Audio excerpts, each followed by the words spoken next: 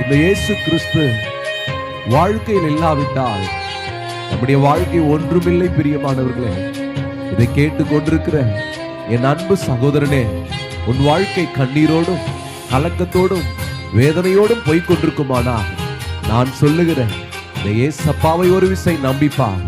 அவர் உனக்கு அடையாளத்தை தந்து ஆசீர்வதித்து உயர்த்த அவர் போதுமானவராயிருக்கிறார். சொந்தம் என்று சொல்லிக்கொள்ள யார் யாரோ இங்கு உண்டு, ஏனென்று கேட்டிட யாரும் இங்கு வரவில்லை.